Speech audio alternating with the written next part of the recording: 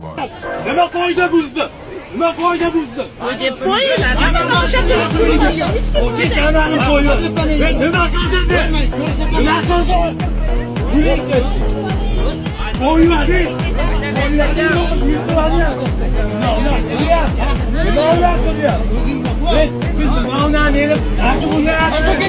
So'kingani yo'q. So'kingani yo'q. Kimni so'kindi? Yo'lga to'p bilan olib Yo'riqnoma boshlangan. Hozir butun hamkorlardan chiqib ketamiz. Do'stlar, bosh boshqarma boshlig'i nomidan buyuraman.